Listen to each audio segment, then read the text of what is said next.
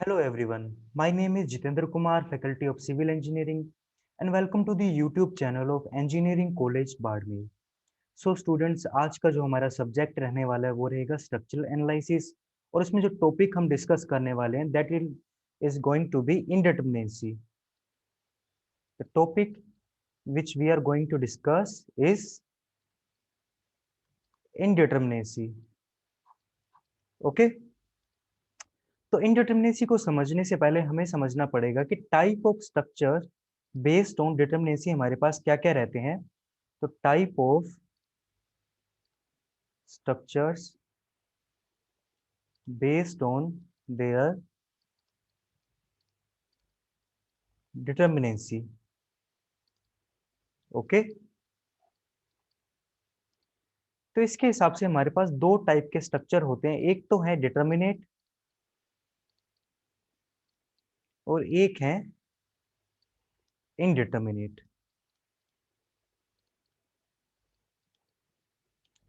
तो determinate structure का मतलब या इनडिटरमिनेट स्ट्रक्चर कौन सी होती है, तो उसके लिए देखें किसी भी मेंबर के अंदर, किसी बीम के अंदर, किसी स्ट्रक्चर के अंदर अननोन फोर्सेस थे. ठीक है, उनके अंदर क्या लगे हुए थे? Unknown forces.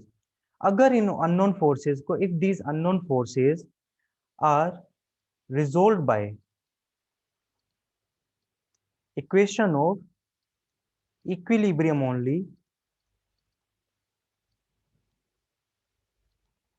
ठीक है, अगर ये जो अननोन फोर्सेस है उनको इक्विलिब्रियम इक्वेशन की हेल्प से ही हमने सोल्व कर दिया, तब उस स्ट्रक्चर को तो हम क्या कह देंगे? Determinate structure. यानी कि मान लीजिए इसमें अननोन आ रहे थे जिसको डिनोट कर लिया हमने आर ई से. ठीक है, अननोन की जगह आर ई, यानी कि ये क्या है? एक्सटर्नल रिएक्शन या रिस्ट्रेन, एक्सटर्नल रिएक्शंस. और जो हमारे पास इक्वेशन ऑफ इक्विलिब्रियम थी, क्या थी हमारे पास? इक्वेशन ऑफ इक्विलिब्रियम, यानी कि तीन इक्वेशन जनरली रहती हैं. Summation of all the horizontal forces zero, summation of all the vertical forces zero, and summation of all the moments about a point is equal to zero. अगर इन तीन equation की help से ही किसी beam के ऊपर, किसी मेंबर के ऊपर लगने वाले सारे फोर्सेस की वैल्यू को आप फाइंड आउट कर सकते हो, तब तो हम उस स्ट्रक्चर को क्या बोल देंगे? Determinate structure. और अगर आप ऐसा नहीं कर पा रहे तो अदरवाइज क्या हो जाएगी हमारी स्ट्रक्चर? उसे हम बोल देंगे इनडिटरमिनेट. यानी कि इसमें जो अननोन्स होंगे उनकी काउंटिंग मेरी इक्वेशन ऑफ इक्विलिब्रियम से ज्यादा हो जाएगी. ठीक है, इक्वेशन ऑफ इक्विलिब्रियम यानी कि बेसिकली मेरी कंडीशन इक्वेशंस. अब इनमें कंडीशन इक्वेशन में मेरे पास कुछ रिलीज रिएक्शन, यानी कि इंटरनल हिंज प्रोवाइड करा दिया, लिंक प्रोवाइड करा दिया, पिन प्रोवाइड करा दिया.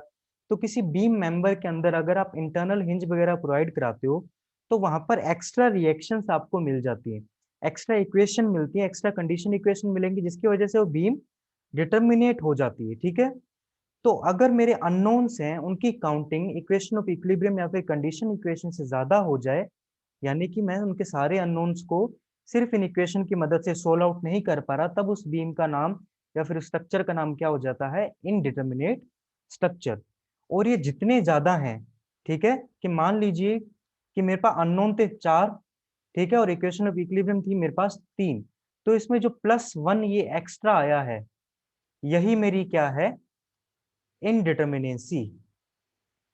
इसी को बच्चों में क्या कह देता हूँ? इनडिटरमिनेसी या फिर रिडंडेंसी. इसकी वजह से कहलाने वाली जो स्ट्रक्चर होती है इनडिटरमिनेट स्ट्रक्चर को हम और क्या कह देते हैं? रिडंडेंट स्ट्रक्चर भी कह देते हैं. ओके. एक तो इनडिटरमिनेट स्ट्रक्चर होगी, दूसरा हमने उसका क्या नाम दे दिया? Redundant structure. और काउंटिंग कैसे करनी है कि इस अननोन में से जितनी नोन आपको इक्वेशन पता है या कंडीशन इक्वेशन, इक्वेशन इक्विलिब्रियम पता है, उनको माइनस कर देना है. उसके बाद बची हुई जितनी भी एक्स्ट्रा हमारे पास अननोन्स होंगे उन सबको हम क्या कह देंगे? इनडिटरमिनेसी उसकी कह देंगे यहाँ पर. ठीक है, अब इनकी थोड़ी सी खासियत देखिए कि डिटरमिनेट और इनडिटरमिनेट स्ट्रक्चर के अंदर और क्या डिफरेंस रहता है. ठीक है, सो टू एनालाइज, एनालाइज पर्पस के हिसाब से, टू एनालाइज डिटरमिनेट स्ट्रक्चर, किसकी बात कर रहा हूं मैं? डिटरमिनेट स्ट्रक्चर्स की बात कर रहा हूं. So to analyse determinate structure, material properties यानी कि मटेरियल प्रॉपर्टी की बात कर रहा हूँ, यानी कि यंग्स मॉडुलस ऑफ इलास्टिसिटी, ठीक है, शेयर मॉडुलस यहाँ पर मेरे पास ई और जी, इनकी वैल्यू, और साथ ही साथ मेरे को cross sectional property, cross sectional properties में मेरे पास क्या आ जाएंगी, क्रॉस सेक्शनल एरिया और moment of inertia. A and आई का कोई भी काम नहीं होता, यानी कि आर नॉट रिक्वायर्ड। यानी कि जब मैं डिटर्मिनेंट स्ट्रक्चर को सोल्व करने जाऊंगा, सिर्फ इक्वेशन ऑफ इक्विलिब्रियम से मेरे पास 3 इक्वेशन होंगी, 3 अननोन्स होंगे, उनको मैं सोल्व आउट कर दूंगा, सारे के सारे member forces, shear force, bending moment diagram सब कुछ बना लूंगा इनकी हेल्प से। ठीक है, सिर्फ और सिर्फ इन 3 इक्वेशन ऑफ इक्विलिब्रियम की हेल्प से मैं सब कुछ सोल्व आउट कर दूंगा, तो वो हो जाएगी मेरी डिटर्मिनेंट स्ट्रक्चर। उसमें मुझे मेंबर की क्या कंडीशन है, ठीक है, मटेरियल की क्या प्रॉपर्टी है कि यंग्स मॉडुलस कितना है, उसका शियर मॉडुलस कितना है, या फिर उसका क्रॉस सेक्शनल एरिया कितना है, या फिर मोमेंट ऑफ इनर्शिया ये सब वगैरह कितना है, उसकी कोई रिक्वायरमेंट नहीं पड़ेगी। ठीक है, लेकिन जैसे ही मैं इनडिटरमिनेट स्ट्रक्चर का एनालाइज करने जाऊंगा, टू एनालाइज, अब कौन सी स्ट्रक्चर की बात करेंगे हम, इनडिटरमिनेट स्ट्रक्चर्स।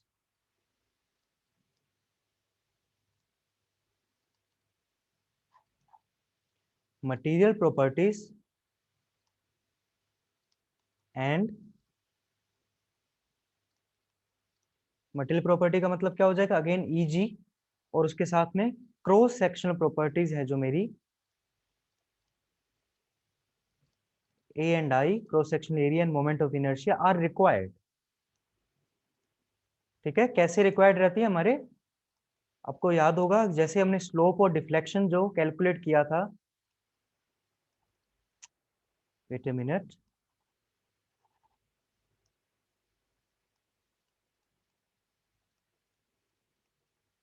स्लोप डिफ्लेक्शन जब हम कैलकुलेट करते थे, तब उनके अंदर आपने देखा होगा ए ई आई वगैरह इन सब का यूज हो रखा था। ठीक है, तो उन सब का यूज कहाँ जाता है, मटेरियल प्रॉपर्टी और हमारे पास जो क्रॉस सेक्शनल प्रॉपर्टी है, स्लोप और डिफ्लेक्शन की फॉर्म में इनडिटरमिनेट स्ट्रक्चर को एनालाइज करने के काम आता है।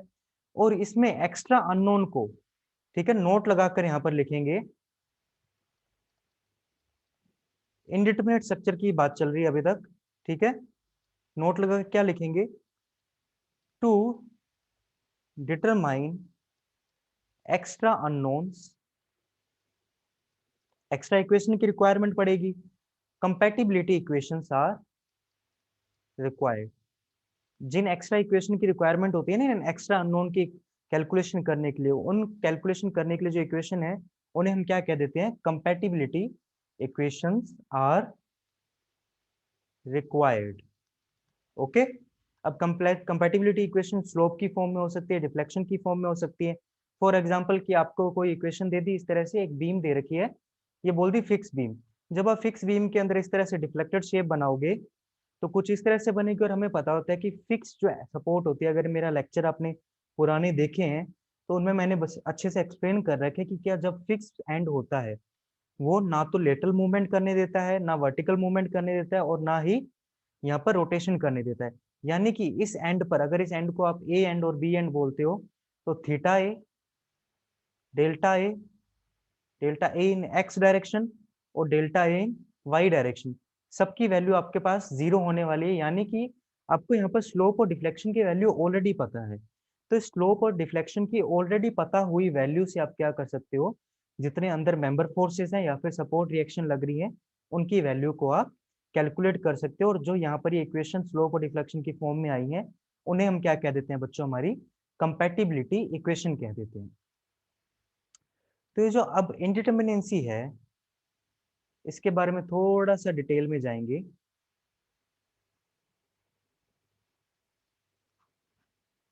तो इंडिटरमिनेंसी के मेरे पास यहाँ पर दो टाइप है। अब तक मैं जिस भी टाइप की बात कर रहा था, जो अननोन की बात कर रहा था ना, अननोन ज्यादा हो गए हमारी इक्वेशन ऑफ इक्विलिब्रियम से, वो इनडिटरमिनेंसी का एक सिंगल पार्ट था। ठीक है, तो इनडिटरमिनेंसी के हमारे पास जो मेजर पार्ट्स होते हैं वो रहते हैं दो। ठीक है, कौन कौन से होते हैं देखते हैं हम।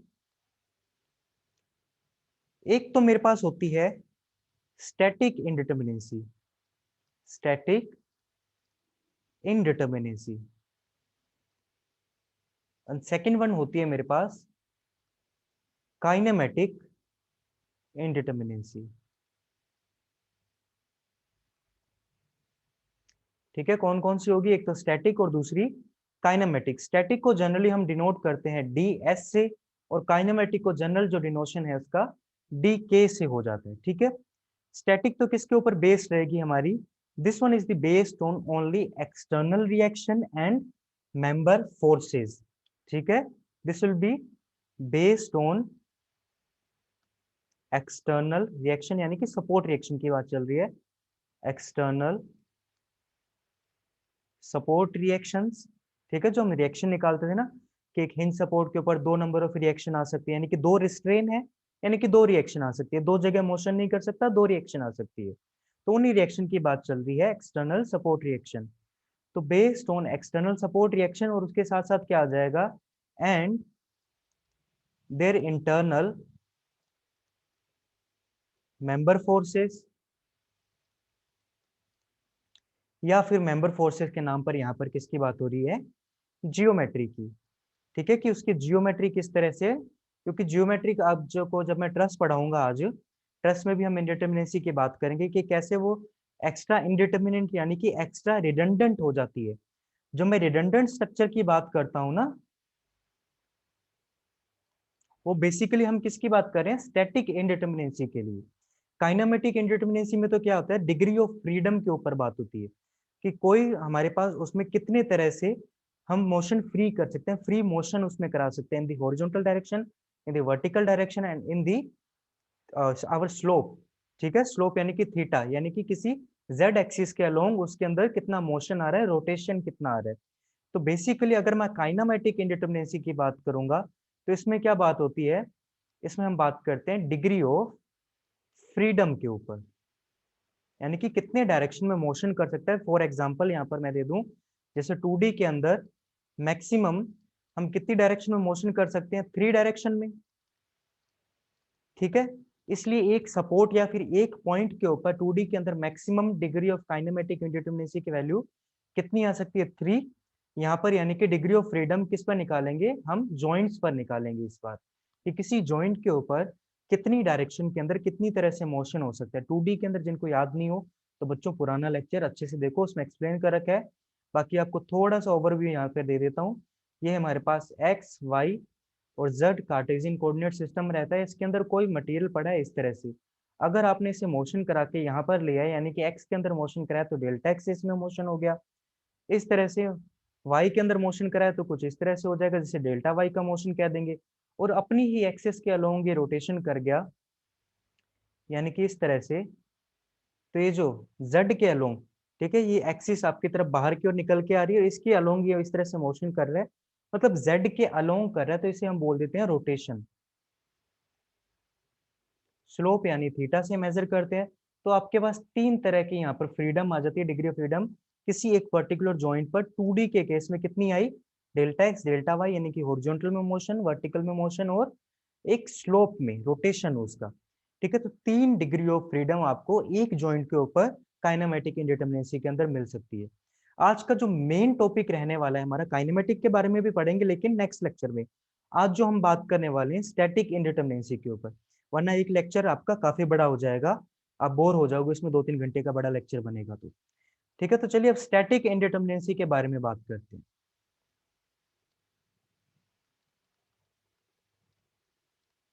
स्टैटिक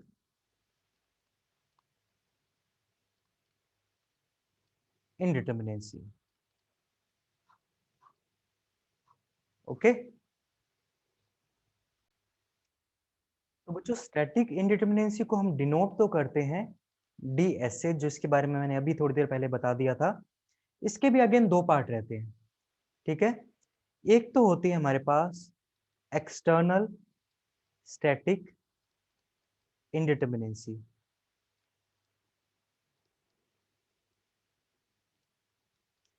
ठीक है, अब एक्सटर्नल है तो अंदर की भी कुछ होनी चाहिए, यानी कि इंटरनल हो जाएगी दूसरा।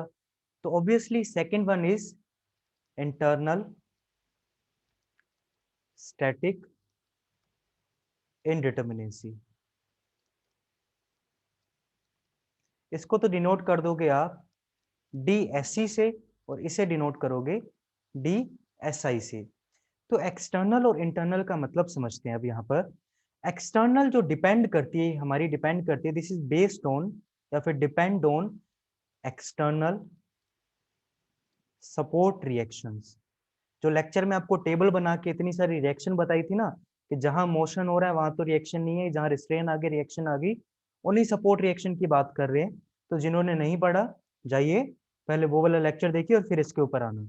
ठीक है, तो this one depends on external support reactions. ठीक है, अगर ये एक्सटर्नल सपोर्ट रिएक्शन के ऊपर डिपेंड कर रही है, तो इंटरनल वाली किसके ऊपर डिपेंड करेगी? This one will depend on member forces. ठीक है, this one is depend on, जैसे मैंने स्टैटिक के बारे में बताया था ना, तब मैंने दोनों बातें लिखी थी, एक्सटर्नल सपोर्ट भी लिख दी थी, मेंबर फोर्सेस और जियोमेट्री भी लिख दी थी। तो this one will depend on my member forces और जियोमेट्री ऑफ स्ट्रक्चर। स्ट्रक्चर की जियोमेट्री कैसी है इंटरनली, या फिर बेसिकली मैं इसको बोल सकता हूँ कि इंटरनल स्टैटिक इंडिटरमिनेंसी किसकी वजह से आती है? This is basically due to the over stiff और extra number of members. This is basically due to, समझने के लिए बता रहा हूँ, वरना तो डेफिनेशन तो आप ये लिखोगे। समझने के लिए हम क्या कहेंगे, बेसिकली ये क्यों आती है? Due to over stiff members, ज्यादा हमने मजबूत मेंबर लगा दिए अंदर, और एक्स्ट्रा नंबर ऑफ मेंबर। अब इंटरनल मेंबर ज्यादा लगा दिए, स्ट्रेंथ बढ़ा दी, स्ट्रेंथ बढ़ा दी, तो उसी की बात हो रही है यहाँ पर। ठीक है, कि अगर इंटरनली स्ट्रेंथ बढ़ा दी, मेंबर की स्ट्रेंथ बढ़ा दी, तो आपके पास क्या आ जाएगी? Internal static indeterminacy. स्टैटिक की बात चल रही है, रुकी हुई स्ट्रक्चर, इसलिए उसको रोक के रखने के लिए कितने हम मेंबर और एक्स्ट्रा लगा सकते हैं, वही इंडिटरमिनेट बना रहे हैं इसको। उसी तरह से एक्सटर्नल स्टैटिक में सपोर्ट के ऊपर कितने हम एक्स्ट्रा सपोर्ट लगा सकते हैं, कि पहले सिर्फ सिंपली सपोर्ट था, सिंपली सपोर्ट में आपके पास कितनी रिएक्शन आती है? 3, 2 तो हिंज पर, एक मेरी रोलर सपोर्ट पर, 3 ही है। ठीक है, उसके बाद और मुझे रिएक्शन देनी है सपोर्ट के ऊपर, तो मैं क्या कर दूंगा? फिक्स कर दूंगा। फिक्स करते ही साथ दोनों सपोर्ट पर मेरे पास 3 रिएक्शन आ गई, नंबर ऑफ रिएक्शन 6 होगी। मतलब मेंबर बेसिकली ओवर स्ट्रिप, मोर रिडंडेंट। ठीक है, स्ट्रक्चर कैसी है अब मेरी? रिडंडेंट, ओवर स्ट्रिप और ओवर स्टेबल। स्ट्रेंथ उसकी बढ़ा दी, स्टेबिलिटी बढ़ा दी हमने। ठीक है, तो उन्हीं के ऊपर बात कर रहे हैं, इंडिटरमिनेंसी के ऊपर। तो सबसे पहले जो बेसिक हम डिस्कशन करेंगे यहाँ पर, वो किसके ऊपर करेंगे? एक्सटर्नल स्टैटिक इंडिटरमिनेंसी के ऊपर। जो एक्सटर्नल स्टैटिक इंडिटरमिनेंसी है, अब ट्रस के लिए निकाल रहे हो, फ्रेम के लिए निकाल रहे हो, space frame, 2D frame, 3D frame, कुछ भी हो, 2D 3D ट्रस, आपको ट्रस ऊपर का देखना ही नहीं है, क्योंकि ये एक्सटर्नल स्टैटिक इंडिटरमिनेंसी के बारे में हमने क्या लिखा था? This one depends on supports only, support reaction only. जब सिर्फ सपोर्ट्स की बात करिए तो अंदर हम देखें क्यों। ठीक है, तो पहला जो इसका पार्ट 1 है, किसकी बात हो रही है? एक्सटर्नल स्टैटिक इंडिटरमिनेंसी के ऊपर।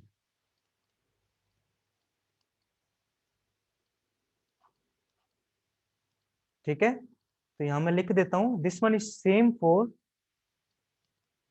All the frames and trusses. ये चेंज नहीं होने वाली एक्सटर्नल स्टैटिक इंडिटरमिनेंसी, डिनोट करोगे डी एस से। तो बेसिकली एक्सटर्नल स्टैटिक इंडिटरमिनेंसी बच्चों है क्या? तो इसको आप किस तरह से लिखोगे? These are the extra unknowns, these are the extra unknowns, और अननोन की जगह रिएक्शन और forces, whatever you want to name them, आपके हिसाब से जो भी आप नाम देना चाहते हो उसके हिसाब से, these are the extra unknown, reaction, forces, excess to the, excess to the are condition equations, या फिर हम क्या कह देंगे उसको? Equilibrium equations. ठीक है, नेम क्या हो जाएगा? Equilibrium equation. इक्विलिब्रियम इक्वेशन का मतलब क्या होता है? Summation of all the horizontal forces 0, all the vertical forces 0, all the moments about a point 0। या फिर कुछ जगह आपको ये भी लिखा मिलेगा कि summation of all the forces in horizontal direction, या फिर X direction 0, summation all the forces in Y direction 0, या फिर summation of all the moment about a point 0। ये भी सही है, ये भी सही है, लिखने का बस तरीका अलग अलग है, लेकिन एनालिसिस के बाद जो फाइनल क्वांटिटी आएगी, जो मैग्नीट्यूड आएगा, वो चेंज नहीं होने वाला। तो कोई भी लें, दोनों ही सही बात है। ठीक है, तो इस लाइन का मतलब समझते हैं कि एक्स्ट्रा अननोन इसके ऊपर क्या बात हो रही है। तो आपके ऊपर एक एग्जाम्पल दे रखा है, एग्जाम्पल से ही समझाता हूँ डायरेक्ट में। एक इस तरह से बीम दे दी, ठीक है, 2D लाइन डायग्राम से बताऊंगा, अभी बात करें हम 2D के ऊपर।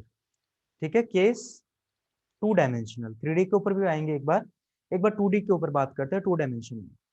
तो 2 डायमेंशन में मैंने यहाँ पर क्या प्रोवाइड करा दी, इसको 2 सपोर्ट्स प्रोवाइड कराइए। सबसे सिंपल स्ट्रक्चर बनाऊंगा, एक पर हिंज लगा दिया, दूसरे पर मैंने क्या लगा दिया, रोलर लगा दिया, और जो लोडिंग कंडीशन दी है वो देता हूं मैं जनरल लोडिंग कंडीशन।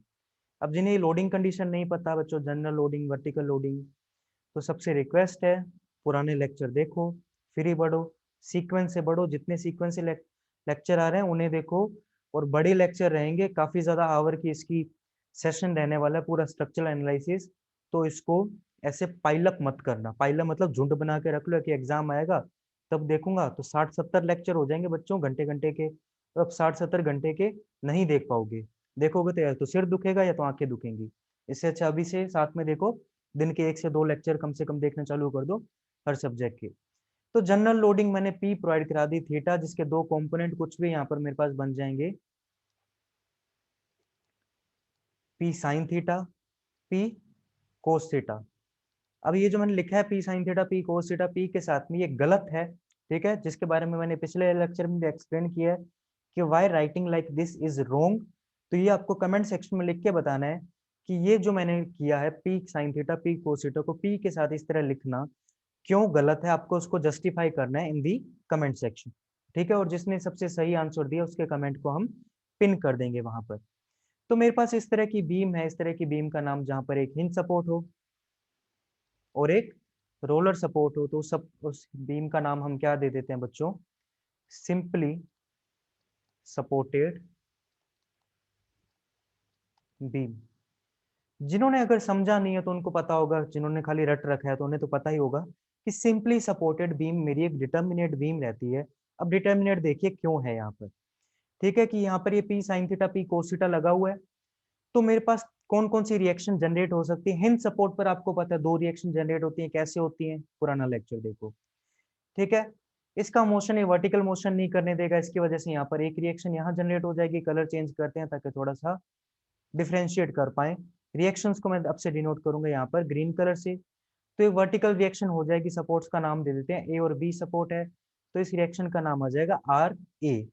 ठीक है, इसी तरह से यहाँ पर एक और वर्टिकल सपोर्ट आ जाएगी, क्योंकि मेरा जो रोलर सपोर्ट है वर्टिकल मोशन नहीं करने देगा, रिस्ट्रेन आ जाएगा, तो यहाँ एक रिएक्शन जनरेट होगी आर बी। डायरेक्शन बच्चों आप कुछ भी ले सकते हो, ठीक है, डायरेक्शन आप कुछ भी ले सकते हो। आपको दिखाऊंगा कि डायरेक्शन आप कुछ भी कैसे ले सकते हो, आपको डायरेक्शन की वरी करने की बिल्कुल जरूरत नहीं है। और यहाँ पर एक थर्ड रिएक्शन जनरेट होगी, क्योंकि रोलर सपोर्ट तो क्या करेगा, सिर्फ एक रिएक्शन देता है, कौन सी, वर्टिकल डायरेक्शन में सिर्फ एक ही जगह रिस्ट्रेन कर पाता है। हिंज यहाँ भी प्रेजेंट है, यहाँ भी प्रेजेंट है, तो रोटेशन को तो इसने करवा दिया, रोटेशन आराम से हो गया, तो वहां पर मोमेंट जनरेट होगा नहीं। तो ए और बी दोनों सपोर्ट पर मोमेंट जनरेट नहीं हो सकता, और बी सपोर्ट पर मेरा रोलर है तो टायर की तरह हॉरिजॉन्टल मोशन कर जाएगा, रिस्ट्रेन है नहीं तो रिएक्शन नहीं आएगी। तो रिएक्शन यहाँ पर क्या जनरेट हो जाएगी, एक H A horizontal reaction H A generate होगी। ठीक है, उसके बाद पी को तो मैंने 2 कंपोनेंट में बांट दिया, तो पी को इस तरह से मुझे हटाना पड़ेगा। तो यहाँ देखिए, अब इसका करते हैं एनालिसिस। क्या करते हैं हम इसका एनालिसिस करते हैं। हमारे पास एनालिसिस के लिए क्या क्या इक्वेशन थी, इक्वेशन ऑफ इक्विलिब्रियम, है ना, क्या थी हमारे पास इक्वेशन ऑफ इक्विलिब्रियम्स, कौन कौन सी लिखी तो हुई है ऊपर, summation of all the horizontal forces 0, तो कर दीजिए। तो मैं ज्यूम कर देता हूँ कि लेफ्ट टू राइट जा रहा हूँ, तो उसकी डायरेक्शन को मैंने माना है पॉजिटिव। अगर लेफ्ट टू राइट की डायरेक्शन को पॉजिटिव माना है, तो राइट टू लेफ्ट डायरेक्शन यानी कि पी साइन थीटा नेगेटिव हो जाएगी। तो दोनों का समीशन मुझे क्या करना पड़ेगा, 0, जो कि बेसिकली मैं summation of all the horizontal force से 0 कर रहा हूँ।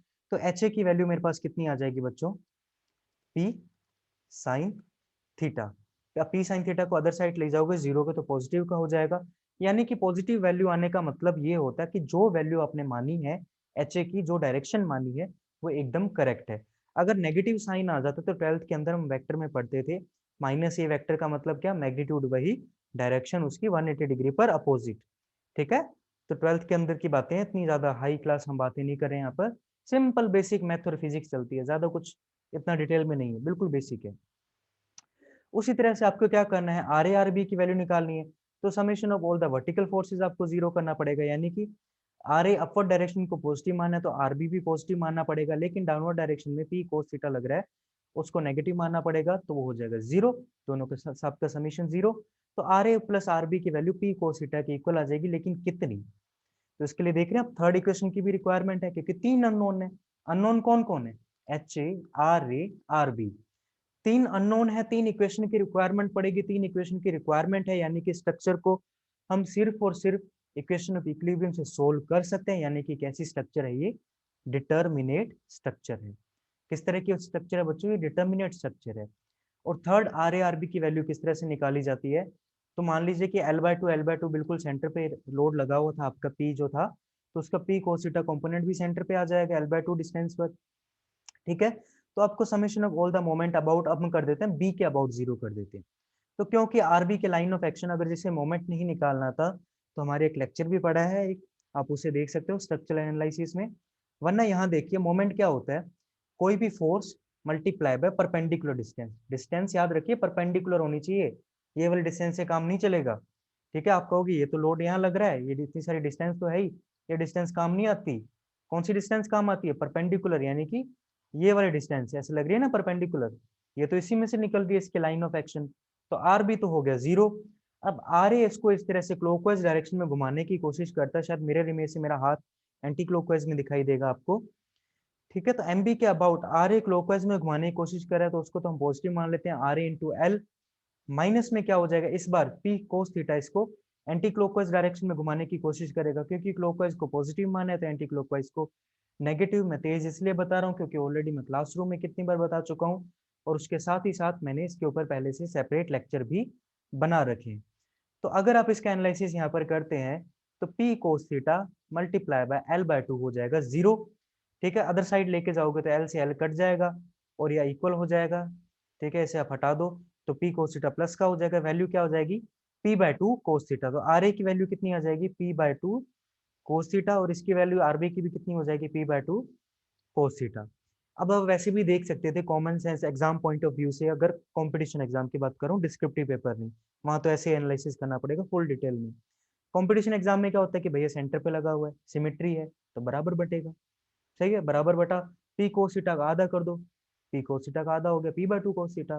तो दोनों साइड आप देख सकते हैं P/2 cos theta, P/2 cos theta. इसी से सोल्व हो गया, यानी कि तीन अननोन को सोल्व करने के लिए तीन इक्वेशन प्रॉपर थी, तो उससे हमने बोल दिया स्टैटिकली डिटर्मिनेट।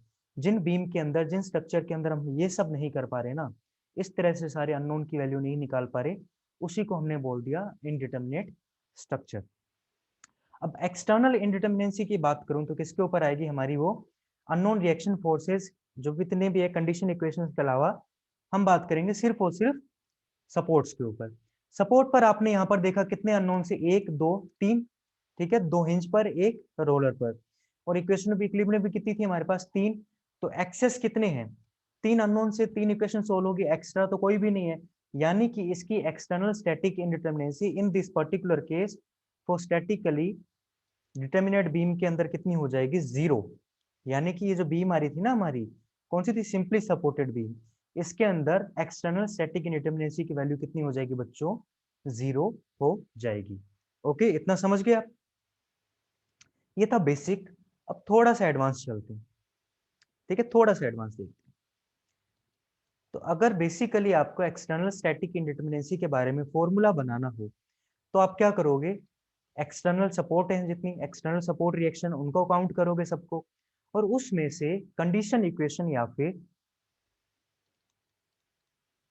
कंडीशन इक्वेशन या फिर इक्वेशन ऑफ इक्विलिब्रियम को माइनस कर दोगे।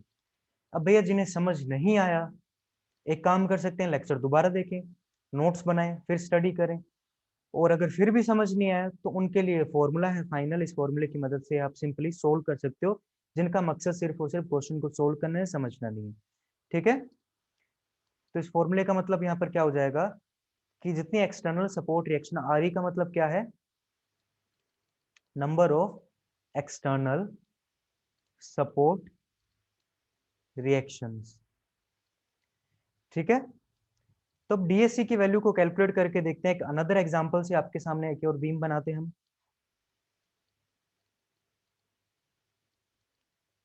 तो इसके अंदर अगर मैं पूछूं कि कितनी रिएक्शन जनरेट हो रही है, तो आप कितनी बताओगे? तीन, एक हमारी फिक्स सपोर्ट पर लेफ्ट हैंड वाली और तीन राइट हैंड वाली सपोर्ट पर। तो मैं कहूंगा कि बिल्कुल जीरो, गलत। ठीक है, गलत क्यों? क्योंकि जब तक एक्सटर्नल फोर्स को जनरेट नहीं करोगे, रिएक्शन कहाँ से आएंगी? ठीक है, जब भी रिएक्शन की बात करोगे ना, एनालिसिस की बात करोगे, तब बाहर का मेंबर फोर्सेस किस तरह के लग रहे हैं, वर्टिकल लोडिंग लग रही है या फिर वहां पर जनरल लोडिंग लग रही है, तो उसके ऊपर भी डिफाइन करना पड़ेगा अपन को। ठीक है, अगर लोडिंग के बारे में कहीं कुछ नहीं बता रखा तो उसका मतलब है जनरल लोडिंग। अगर आपको कहीं भी लोडिंग के बारे में एक्सप्लेन नहीं कर रखा ना किस टाइप की लोडिंग है, तो आप उसको जनरल लोडिंग मानकर ही सोल्व करना। हाँ, जहां बोल दिया वर्टिकल लोडिंग है, स्पेसिफाई कर दिया, वहां वर्टिकल लोडिंग स्पेसिफाई के हिसाब से आप उसका एनालिसिस कर देना वहां पर। ठीक है, तो अगेन लोडिंग लगी होगी कोई ना कोई। ठीक है, लोडिंग को एक बार साइड करो। यहाँ पर हम इनडिटर्मिनेंसी की बात कर रहे हैं, तो कौन कौन सी रिएक्शन देखिए मेरे पास क्या क्या जनरेट हो सकती है। कि एक, अगर मेरे पास इस तरह से को पॉइंट लोड पी लगा होता है, जनरल लोडिंग है, थीटा पर कोई भी एक कंपोनेंट बन रहे हैं, एनालिसिस हम बाद में देखेंगे इसका इंटरनल एनालिसिस, अभी खाली डीएससी की कैलकुलेशन कर रहे हैं। ठीक है, और हाँ, जहां डीएससी जीरो आ जाता है वो क्या हो जाती है, statically externally statically determinate structure हो जाती है।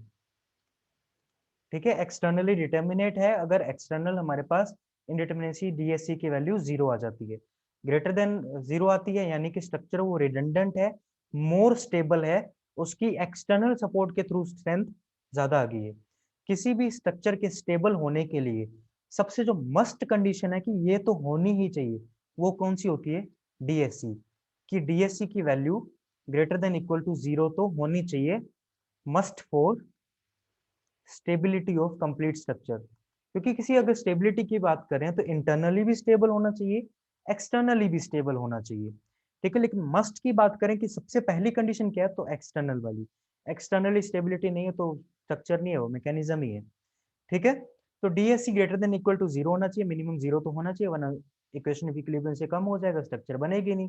क्यों स्टेबिलिटी नहीं आएगी, पिछले लेक्चर में एक्सप्लेन किया है। ठीक है, मस्ट फॉर स्टेबिलिटी, और कौन सी? एक्सटर्नल इनडिटर्मिनेंसी, यानी कि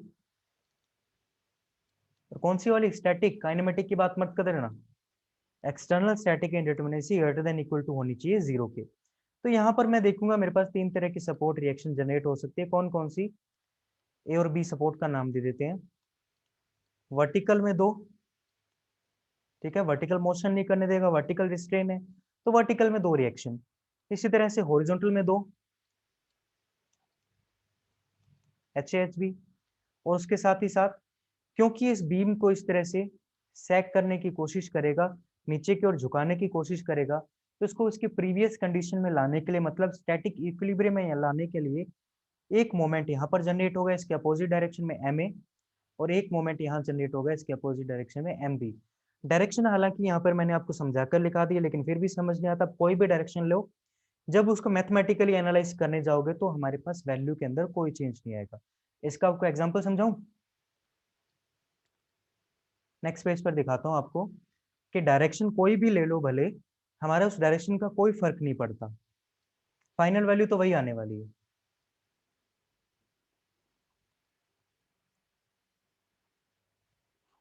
ठीक है, सिंपली सपोर्ट बीम से समझा रहा हूं, क्यों? क्योंकि डिटरमिनेट स्ट्रक्चर है।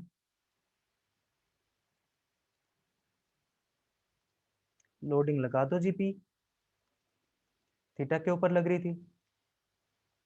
ठीक है, और इस लोडिंग के कितने कंपोनेंट बना दिए थे हमने? दो ना, एक तो पी कोस थीटा और एक पी साइन थीटा।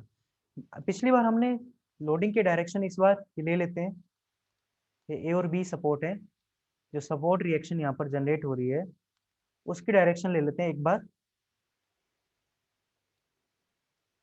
ये वाली। ठीक है, और एक बार सपोर्ट रिएक्शन की वैल्यू ले लेते हैं ये वाली। ओके, ये हो जाएगा केस 1 और ये हो जाएगा मेरा केस नंबर 2।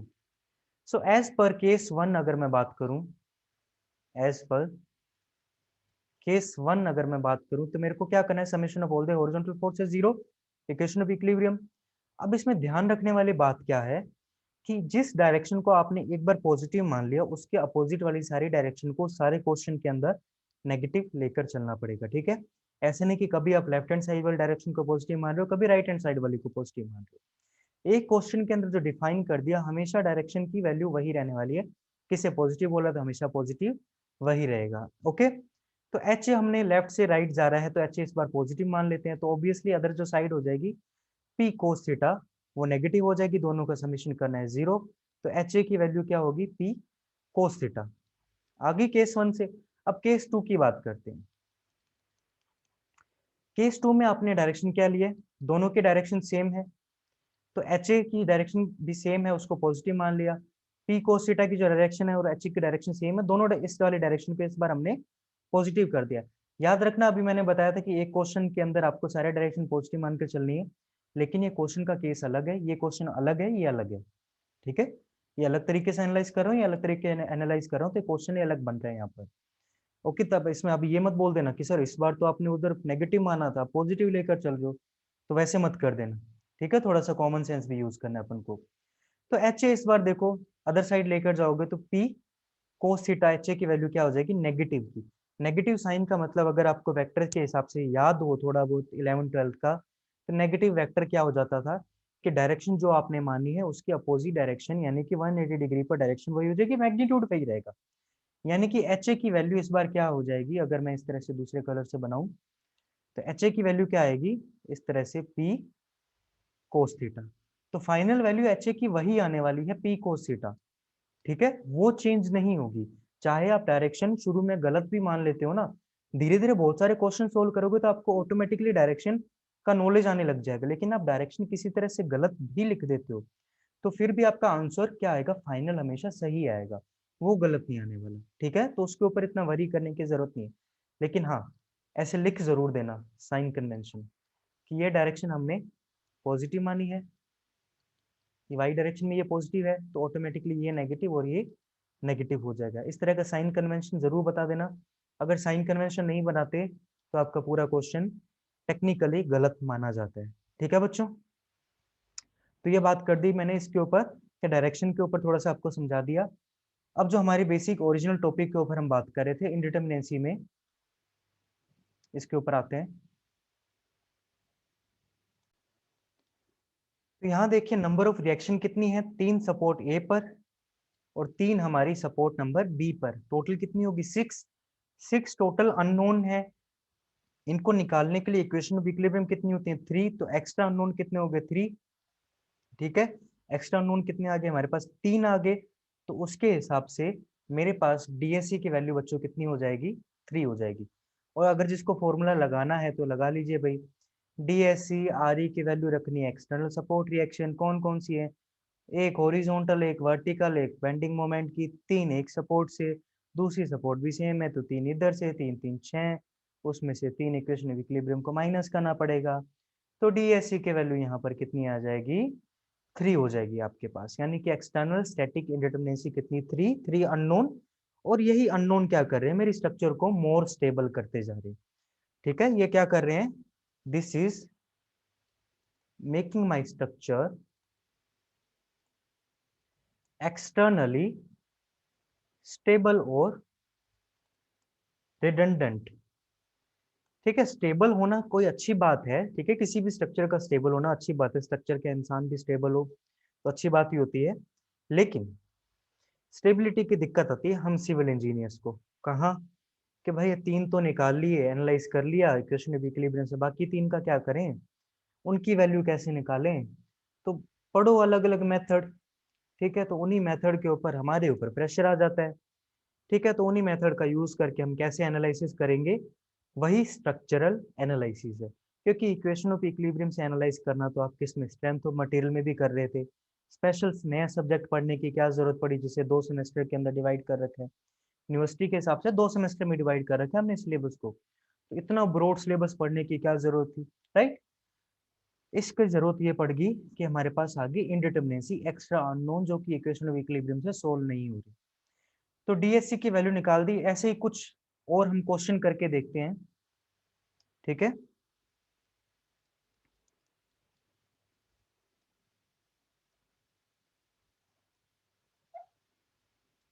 इन क्वेश्चन के अंदर एक्सटर्नल स्टैटिक इंडिटरमिनेसी की वैल्यू, जिन्हें आता है उन्हें तो लग रहा होगा क्या बच्चों वाले सवाल हैं, इतने आसान से सवाल हैं, पर जिन्होंने पहली बार पढ़ा है उनके लिए समझना बहुत जरूरी है, ठीक है। लोडिंग कंडीशन यहाँ पर मैंने कोई भी दे दी, यूडीएल वगैरह कुछ भी लगा हुआ है इसके ऊपर।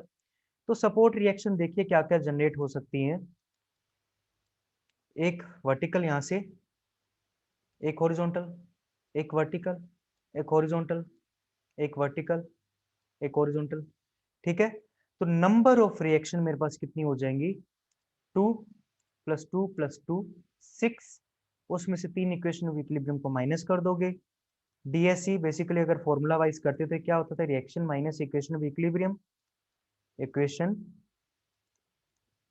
इक्विलिब्रियम 3 होती है हमारे पास, 6 - 3 माइनस करके क्या कर दोगे 0। और ये लोडिंग कैसी थी, जनरल लोडिंग।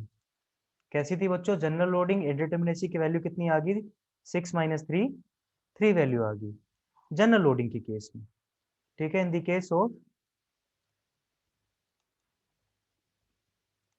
जनरल लोडिंग, अब जिन्होंने मुझसे आरसीसी पढ़ा है, ठीक है, या फिर एक्स्ट्रा स्ट्रक्चर में थोड़ा सा डिटेल में ऑफलाइन क्लासरूम में लेक्चर ले रखे हैं, वो अब यहाँ मत बोलना सर यहाँ पर तो एक और जनरेट होती है, इसको तो फिक्स आपने बताया था कि फिक्स मानकर चलते हैं।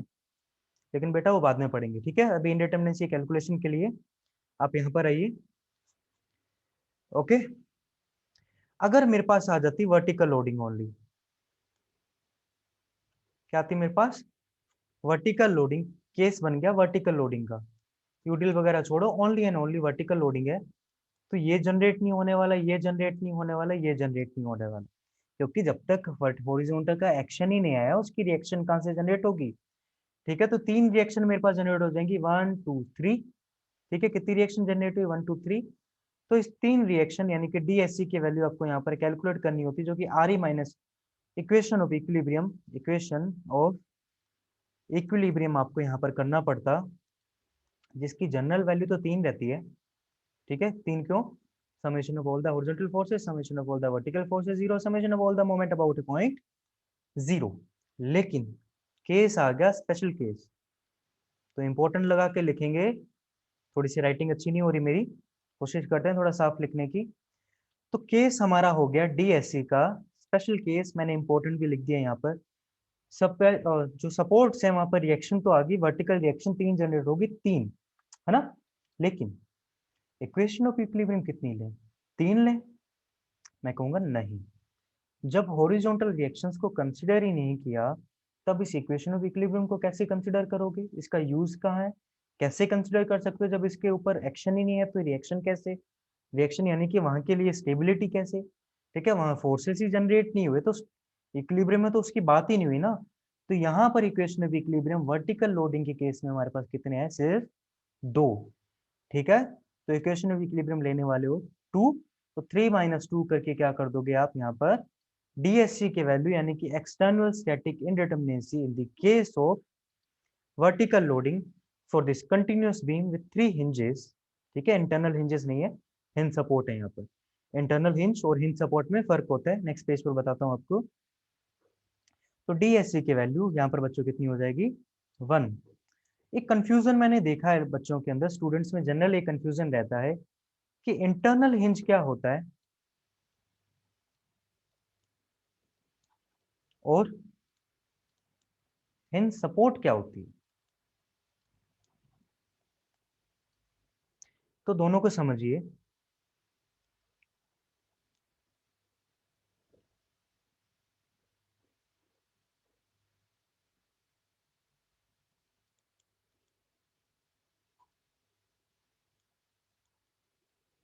ठीक है, स्टैटिकली डिटर्मिनेट बीम थी, उसके एक जगह तो मैंने क्या लगा दिया, हिंज सपोर्ट लगा दी, उसे वहां लिखना चाहिए था।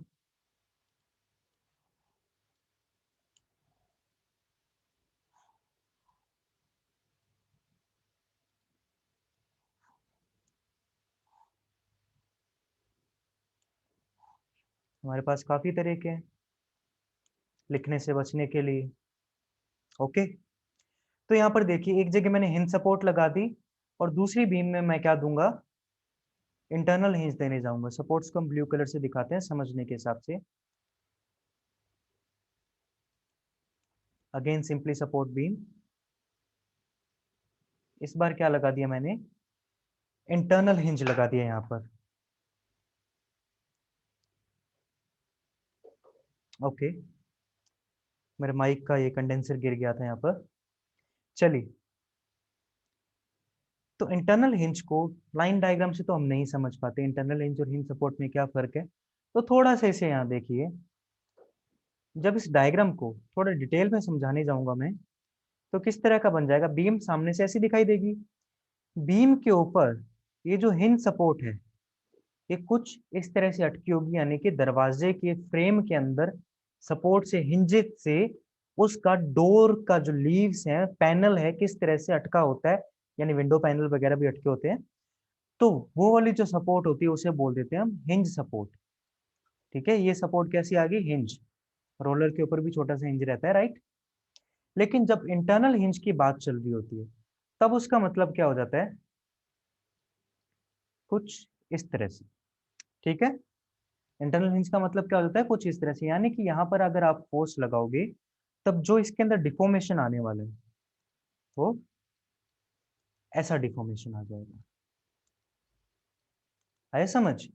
लेकिन यहाँ फोर्स लगाओगे तो क्या होगा, ये तो रिस्ट्रेन कर लेगा, रिएक्शन जनरेट हो जाएगी। अगर ये सपोर्ट है तो आर ए नाम की रिएक्शन, है ना। लेकिन यहाँ रिएक्शन जनरेट नहीं होती। अब ये क्या है, पहली बात तो स्टेबल बची भी नहीं, स्ट्रक्चर हमारी बची नहीं, इसकी स्टेबिलिटी खत्म हो गई, क्योंकि इसकी डिग्री ऑफ स्टैटिक इंडिटरमिनेंसी है जो लेस देन जीरो हो जाती है। यहाँ पर इंटरनल हिंज प्रोवाइड करते ही ये हिंज ना बनकर ये क्या बन जाता है, मैकेनिज्म बन जाता है। और अगर आप कॉमन सेंस से भी देखें, यहाँ भी हिंज है, यहाँ भी हिंज है, ऊपर से लोड लगा है, तो इस तरह से ये तो क्या कर जाएगा, मोशन कर जाएगा। सिंपल, हिंज है वहां पर, इंटरनल हिंज मतलब मैकेनिज्म बन गया। तो स्ट्रक्चर ना बनकर ये मेरा क्या बन जाती है, मैकेनिज्म, क्योंकि इसकी डिग्री ऑफ स्टैटिक इंडिटरमिनेसी क्या है, लेस देन जीरो हो जाती है। ओके, तो समझ आया आपको यहाँ पर कि इंटरनल हिंज और हिंज सपोर्ट के अंदर क्या डिफरेंस रहता है। तो अब इंडिटरमिनेंसी का एक और क्वेश्चन मैं करके दिखाता हूँ आपको यहाँ पर बाय एग्जांपल, समझने के लिए। घर से आप बहुत सारे क्वेश्चन करेंगे, या फिर ये क्वेश्चन होमवर्क में देता हूँ आपको। ये क्वेश्चन क्या है, होमवर्क के लिए। इस क्वेश्चन का आंसर आप नीचे कमेंट सेक्शन में लिखोगे। सपोर्ट्स हैं दोनों साइड, फिक्स सपोर्ट, ठीक है, एक बीम है, और जो लोडिंग है इसके ऊपर वर्टिकल लोडिंग ओनली। ठीक है, this is the case of vertical loading. तो इसके अंदर आने वाली एक्सटर्नल स्टैटिक इनडिटरमिनेंसी, यानी कि आपको क्या बताना है यहाँ पर, डीएससी की वैल्यू बतानी है, वो कितनी आएगी ये आप बताओगे कमेंट सेक्शन के अंदर। ठीक है, और क्या करोगे, ये क्वेश्चन नंबर होमवर्क का पहला है, आप ऐसे लिखोगे होमवर्क नंबर फर्स्ट के लिए क्वेश्चन कि फिक्स बीम वर्टिकल लोडिंग, फिर उसका आंसर मेरे को डीएससी के वैल्यू वहां पर बताओगे आप। कमेंट सेक्शन में आपको जरूर लिखना है ये, ठीक है। उसके बाद चलिए कुछ और एग्जांपल आपको टफ वाले करके दिखाते हैं। तो मान लीजिए कि इस तरह की आपको स्ट्रक्चर दे रखी है, कुछ बड़ी सी स्ट्रक्चर बना देते हैं, अच्छी नहीं बनी।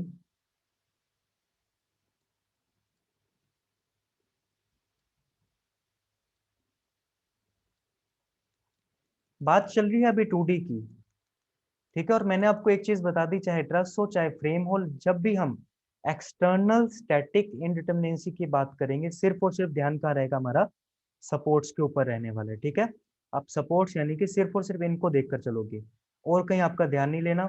और जब फ्रेम की बात होगी थी, ट्रस की बात होगी थी, आपको मैंने क्या बताया था, वहां जनरल लोडिंग वर्टिकल लोडिंग वाला केस ही नहीं है, वहां तो हॉरिजॉन्टल वर्टिकल सब जनरेट होने वाला है।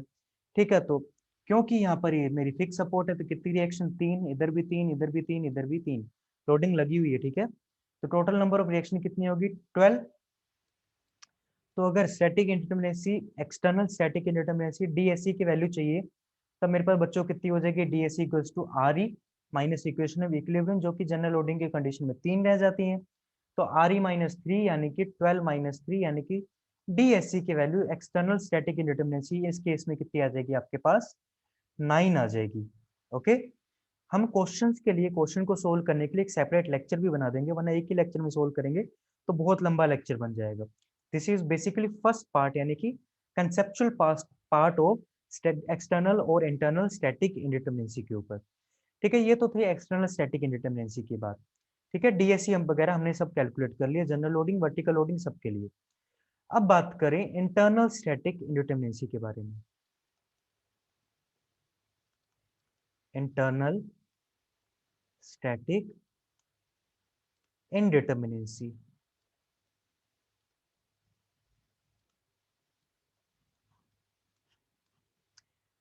डिनोट करेंगे डी एस आई से। ठीक है, ट्रस के लिए अलग होगी, फ्रेम के लिए अलग होगी। आज के लिए एक बार हम 2D केस ही करते हैं, नेक्स्ट लेक्चर में हम 3D केस को भी कंसिडर करा लेंगे। आज के लिए क्या करेंगे, सिर्फ 2D समझा यही देता हूं पूरा, ट्रस के लिए और फ्रेम के लिए। और ट्रस और फ्रेम नहीं पता ना बच्चों, तो लेक्चर देखने पड़ेंगे सीक्वेंस से। बार बार बोल रहा हूँ, प्रमोशन नहीं करा मेरा यहाँ पर।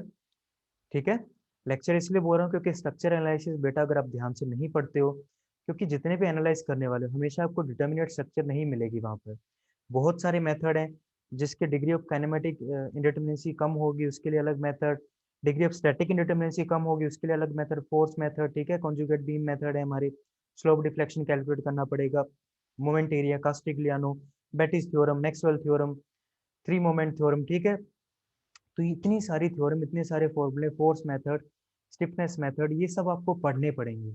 ठीक है, नीचे अगर पोर्टल फ्रेम आता है तो portal frame, cantilever method, portal frame method, ये सब की स्टडी करनी पड़ेगी। किस में करोगे, सिर्फ हमारे स्ट्रक्चरल एनालिसिस में। 2 सेमेस्टर का इतना बड़ा टॉपिक है, अगर आप इसके बारे में नहीं पढ़ते तो पूरी स्ट्रक्चर आपकी आधी अधूरी रहती है। और आपने कहावत तो सुनी होगी, अधजल गगरी छलकत जाए। ठीक है, इसलिए बार बार कह रहा हूं मैं यहाँ पर कि इन लेक्चर्स को प्रॉपर सीक्वेंस से ध्यान से करें, और इसके रिलेटेड जितने क्वेश्चन आपको जहां मिलते हैं सब लगा दो, जितने क्वेश्चन मिलते हैं ना सब लगा दो इसके रिलेटेड में। ठीक है, तो चलिए हम ट्रस और फ्रेम के बारे में पढ़ते हैं अब।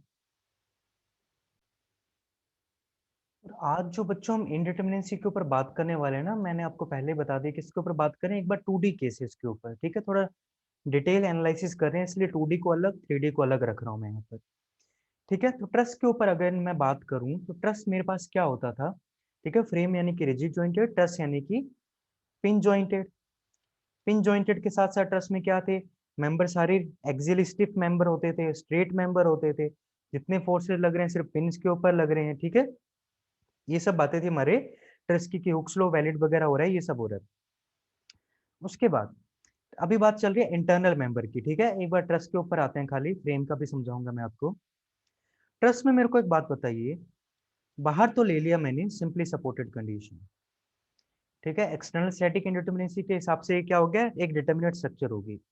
उसके बाद मुझे क्या करना है, कोई भी ट्रस बनाना है, पिन जॉइंटेड मेंबर है, किस तरह से बना सकते हो, एक पिन। ठीक है, हिंज एक पिन का ही तो काम कर रहा है, एक पिन चाहिए। उसके बाद 2 मेंबर लगाए, आगे क्या करोगे, फिर पिन प्रोवाइड कराओगे, फिर एक मेंबर से बंद कर दोगे। यानी कि किसी ट्रस्ट को इनिशियली बनाने के लिए अगर मेंबर एम मुझे चाहिए होते हैं, तो इनिशियली बच्चों कितने मेंबर चाहिए, 3। उसके बाद अगर जॉइंट की बात करता हूं, जॉइंट जे, तो जॉइंट भी देखो कितने लग रहे हैं, 3 लग रहे हैं। ठीक है, पहले इनिशियली मेंबर कितने लगे, 3, जॉइंट भी कितने लगे, 3। उसके बाद अगर मुझे इस ट्रस्ट को आगे बढ़ाना है तो मैं क्या करूंगा, एक मेंबर, 2 मेंबर, कलर डिफरेंट लेता हूं ताकि समझने में आ जाए। सेकंड केस में एक मेंबर, 2 मेंबर, और यहां पर इस बार एक पिन की जरूरत पड़ी। यानी कि इस स्ट्रक्चर को, एक ट्रस को आगे कंटिन्यू करते रहने के लिए मेरे को मिनिमम कितने मेंबर की जरूरत पड़ रही थी बच्चों, मिनिमम एडिशनली 2 मेंबर की जरूरत पड़ती, यानी कि +2। अब टोटल नंबर ऑफ मेंबर कितने हो गए, 5, लेकिन टोटल नंबर ऑफ जॉइंट कितने रहे, 4। यानी कि जॉइंट में हर बार आप +1 का समेशन करोगे, मेंबर में +2 का। वेरीफाई करके देख लेते हैं अगेन। एक 2 मेंबर, फिर एक हिंज आ गया, यानी कि एक पिन आ गई। तो अगेन +1 और +2 वाला काम चल रहा है। मैथ्स में कुछ भी चेकिंग की जाती है तो बहुत टर्म्स में चेकिंग करते हैं, लेकिन मैं जब एनालिसिस करता हूँ ना, जब चेकिंग करता हूँ, तब मैं कम से कम किसी चीज को 3 बार टेस्ट करके देखता हूँ। 3 बार टेस्ट करूंगा, अगर सिमिलर रिजल्ट आते हैं तो मैं उसको एक बार के लिए सेम मानकर चलता हूँ कि जो मैंने हाइपोथेसिस मानी है वो सही चल रही है। तो अगेन 2 मेंबर, एक मेंबर ये, एक मेंबर ये, यहाँ पर आ गया एक पिन। तो यहाँ क्या हो गए अब 7 मेंबर। आप चाहें तो काउंट भी कर सकते हैं, 1 2 3 4 5 6 7 8 9, 7 के बाद ये 9 हो गए। और जॉइंट्स कितने दिख दे रहे हैं, पिन आपको 1 2 3 4 5 6। ठीक है, इस तरह से कंटिन्यूटी बढ़ती जाती है। लास्ट में देखो अगेन एक मेंबर, 2 मेंबर और एक ये पिन कनेक्ट होगी। मतलब टोटल नंबर ऑफ मेंबर अब 11 हो गए। अब यहाँ पर ये जो मेरे पास नंबर ऑफ जॉइंट हो जाएंगे, कितने हो जाएंगे, 7 चाहिए तो काउंट कर लीजिए, 4 नीचे हैं 3 ऊपर है, 4 + 3 7। तो मिनिमम किसी स्ट्रक्चर की स्टेबिलिटी के लिए आपको दिखा के बना के दिखाया, मिनिमम किसी स्ट्रक्चर की स्टेबिलिटी के लिए यानी कि ट्रस बनाने के लिए मेरे को हर बार 2 मेंबर और एक जॉइंट का इंक्रीमेंट करना पड़ता है। और मिनिमम कितने मेरे पास मेंबर और जॉइंट चाहिए, मिनिमम 3 मेंबर 3 जॉइंट। यानी कि ट्रस से हमने क्या खासियत सीखी कि मिनिमम स्टेबिलिटी के लिए, for minimum stability in the case of truss only, ठीक है, for minimum stability we need to add 2 member and 1 joint each time. ठीक है, मिनिमम स्टेबिलिटी के लिए आपको क्या करना पड़ेगा, 2 मेंबर और एक जॉइंट को ईच टाइम ऐड करना पड़ेगा to the initial value of both of them being 3 है। ठीक है, उसके बाद ये जो यहाँ पर हमने इक्वेशन टाइप सी लिखी है ना, एक एपी लिख दी है, अरिथमेटिक प्रोग्रेशन बन गया ना, दिख रहा है ना आपको, ये भी एक अरिथमेटिक प्रोग्रेशन है, ये भी मेरा एक अरिथमेटिक प्रोग्रेशन है, समांतर श्रेणी, इतना तो पता ही होगा, मैथ्स पढ़ के आए हो, 9th-10th में पढ़ते हैं ये तो। ठीक है, तो एक चीज क्या सीखी कि मिनिमम तो ऐसे नंबर ऑफ जॉइंट वगैरह इस सब से इंक्रीमेंट करना पड़ता है। दूसरा, फॉर मिनिमम स्टेबिलिटी किसी ट्रस के अंदर ट्रायंगल बनाना जरूरी है। अगर ट्रायंगल्स बन रहे हैं, ये ठीक है, ये ऑब्जर्वेशन से चीजें सीखते हैं हम, आपको मैं डायरेक्ट बता रहा हूँ यहाँ पर। अगर आपके ट्रायंगल बन रहे हैं, जैसे कि यहाँ पर ट्रायंगल लगातार बनते गए, अब आप सोचोगे सर ये ट्रायंगल है तो उल्टा है, तो बेटा ट्रायंगल का मतलब होता है 3 भुजाओं से घिरी आकृति। ठीक है, any shape which is acquired bye 3 different straight lines. वैसे स्ट्रेट लाइन क्या, आपके पास कर्वीलिनियर ट्रायंगल भी हो सकता है, स्फेरिकल ट्रायंगल बोलते हैं उसे। तो लाइन का स्ट्रेट होना जरूरी नहीं है, लेकिन हम यहाँ पर स्ट्रेट लेकर चलते हैं क्योंकि हमारा ट्रस्ट का एक अजम्पशन ही है कि all the member are straight. ठीक है, तो ट्रायंगल में देखिए यहाँ पर 3 मेंबर हैं जिन्होंने घेर रखा है 3 भुजाओं से घिरी आकृति, तो 1 2 3 3 साइड, ये भी ट्रायंगल है। ठीक है, तो मिनिमम ट्रायंगल फॉर्मेशन अगर बनता जाता है तो स्ट्रक्चर फॉर मिनिमम स्टेबिलिटी, मेरे पास स्ट्रक्चर आ जाएगी। और थोड़ी देर पहले ही देखा था, मिनिमम स्टेबिलिटी वाले स्ट्रक्चर का मतलब क्या होता है, वो होती है डिटर्मिनेट।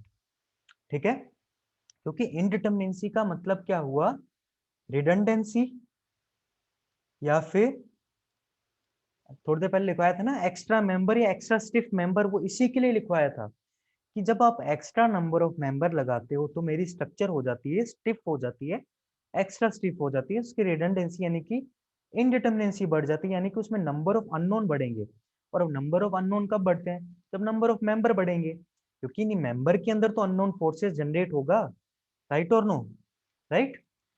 तो जो एक्स्ट्रा मेंबर्स आ रहे हैं यानी कि एक्स्ट्रा फोर्सेज आ रहे हैं, वही मेरी रिडंडेंसी या इंडिटर्मिनेंसी है।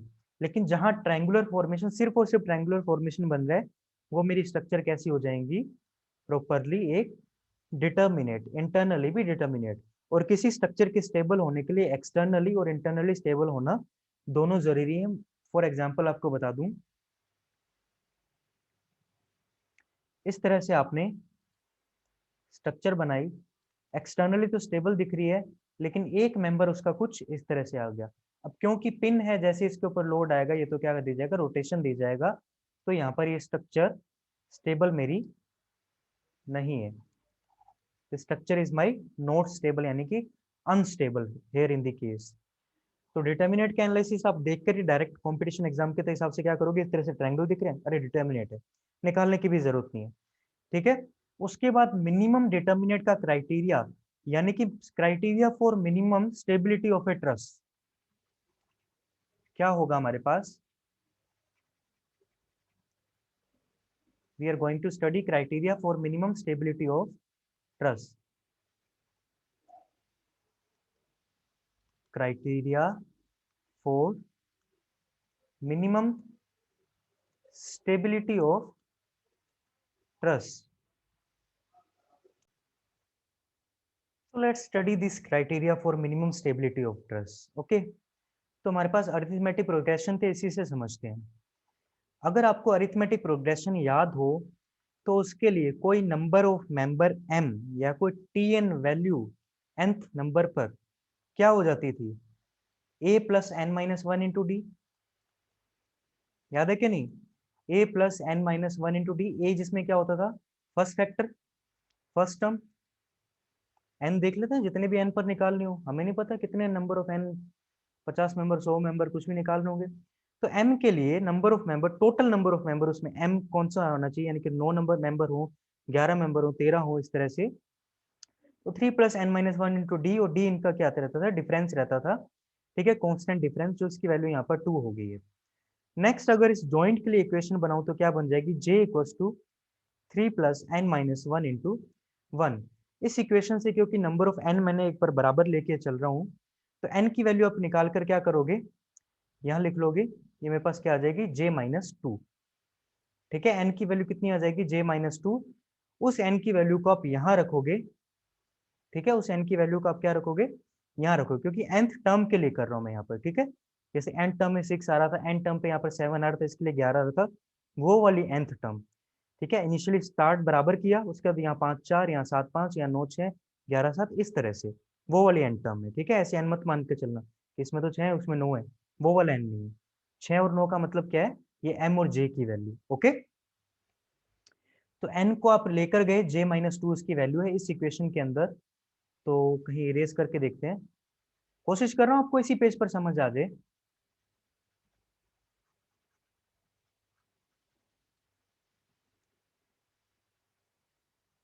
तो m बराबर क्या हो जाएगा, 3 प्लस एन की जगह इस बार क्या रखना है, j माइनस टू, तो रख दीजिए j माइनस टू, बाहर 2 से मल्टीप्लाई है, अंदर इसका मल्टीप्लाई कर दीजिए, m बराबर 3 प्लस 2j माइनस 4। ओके, कुछ तो गड़बड़ रहेगी इधर, 2j माइनस 4 तो नहीं आना चाहिए। ओके, यहाँ गड़बड़ रहेगी, ये आपको दिख रहा होगा यहाँ पर, इस वाली इक्वेशन के n माइनस वन है। ठीक है, तो जो n की वैल्यू आपको j माइनस टू यहाँ पर रखनी थी, तो उसके साथ में n की वैल्यू तो रख ली, माइनस वन तो हम खाएंगे। तो इस बार अंदर क्या बन गई वैल्यू, टोटल वैल्यू बन गई j माइनस थ्री, इस 2 को अंदर मल्टीप्लाई करोगे तो 2j, और यहाँ पर कितना आ जाएगा, माइनस का 6। तभी मैं कहूँ थोड़ा सा गलत कैसे आ रहा था, कभी कभी जल्दबाजी में गलती हो जाती है। ओके, आप एग्जाम में जल्दबाजी मत करना, खूब टाइम मिलता है गेट के एग्जाम के अलावा, वहाँ टाइम नहीं होता। मतलब बेसिक से क्वेश्चन होते हैं ना, तो कैलकुलेशन भी टफ, और आजकल कैलकुलेटर भी ऐसा ही है। तो चलिए, 2j माइनस 6 हो गया। तो m के लिए फाइनल वैल्यू कितनी होनी चाहिए, कि minimum number of member, criteria for structure being determinate, और कम से कम उस स्ट्रक्चर को स्टेबल रहने के लिए, क्योंकि कोई भी स्ट्रक्चर मिनिमम स्टेबल कैसे रहती है, वो डिटरमिनेट भी हो। बताया भाई, एग्जांपल आपको बताया है मैंने, कि अगर आप उसको स्टेबल नहीं करते तो क्या बन जाती है, मैकेनिज्म बन जाती है, स्टेबल ही नहीं हो पाती। तो मिनिमम स्टेबिलिटी के लिए स्टैटिक इंडिटर्मिनेंसी जीरो तो होनी चाहिए। ठीक है, तभी वो स्ट्रक्चर डिटर्मिनेट हो, सारे उसमें जितनी एक्स्ट्रा सपोर्ट रिएक्शन लग रही हैं, जो भी इक्वेशन ऑफ इक्विलिब्रियम लग रही है, बेसिकली स्ट्रक्चर मेरी इक्विलिब्रियम में रहनी चाहिए, रुके हुए स्टैटिक इक्विलिब्रियम में, वही चाहता हूँ। तो क्राइटेरिया मेरे पास, फाइनल क्राइटेरिया क्या बन जाता है, कि minimum number of member for structure being stable कितने होने चाहिए, is equal to 2j minus 3। ये मैं कहीं से उठा के नहीं ले, आपके सामने ऐसे सोल्व करके दिखा है, बाय डेफिनेशन, बाय एग्जांपल मैंने सोल्व करके दिखा है। ठीक है, तो m equals to 2j minus 3, what is this, this is minimum number of members या फिर joints required for a stable determinate trust structure. ठीक है, this is the minimum number of member required for stable determinate trust structure. क्या हो अगर मैं extra member डाल दूं, तो एक्स्ट्रा मेंबर डाल दिए कि जॉइंट तो वही थे, यहाँ पर ये ग्रीन कलर से अभी बना के दिखाते हैं, ऑरेंज से बनाते हैं, ये एक्स्ट्रा मेंबर डाल दिया तो क्या हुआ, स्ट्रक्चर तो मेरी और स्टेबल होगी, रिडंडेंट होगी। तो यही रिडंडेंट क्या है, यही रिडंडेंसी है और यही इनडिटर्मिनेंसी है, यही मेरी क्या है, इनडिटर्मिनेंसी। अगर आपको एक्स्ट्रा इनडिटर्मिनेंसी की वैल्यू निकालनी हो, DSI इन दी ट्रस्ट निकालनी हो, तो ये जो फॉर्मूला है यही आपके पास बन के आ गया। इसकी मदद से क्या निकालोगे, थोड़ा कचरा ज्यादा हो गया, यहां बना के दिखा रहा हूं। मेंबर एक्स्ट्रा तो M, उसमें से माइनस करोगे किसको, 2J-3 को, ठीक है। और ये जो भी एक्स्ट्रा जो भी आया है वही मेरी क्या है, एक्सटर्नल स्टैटिक इनडिटर्मिनेंसी। और जो एक्सटर्नल स्टैटिक इनडिटर्मिनेंसी का 2D ट्रस्ट के लिए आप फॉर्मूला देखकर चलते हो, वो भी क्या रहता है, यही वाला, हाँ या ना, रहता है कि नहीं।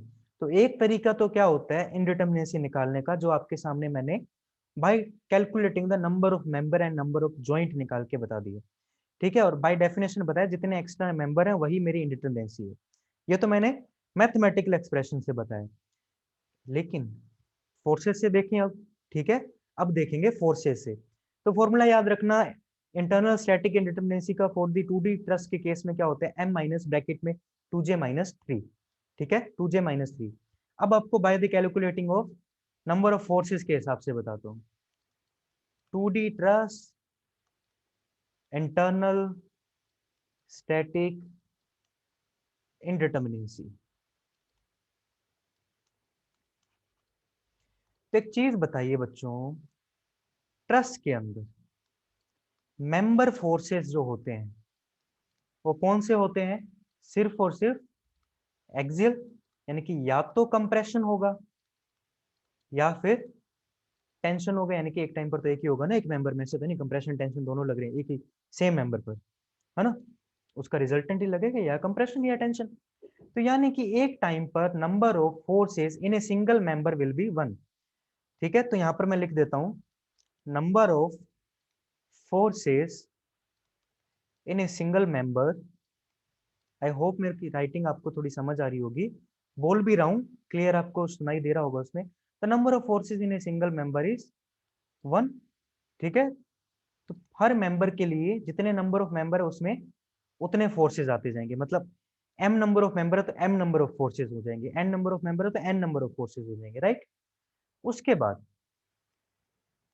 जॉइंट डिस्प्लेसमेंट या फिर फ्री मूवमेंट या फिर मोशन ऑफ दैट जॉइंट एक ट्रस के ऊपर कितनी डायरेक्शन में हो सकता है, ठीक है। पिन जॉइंटेड मेंबर है इस तरह का,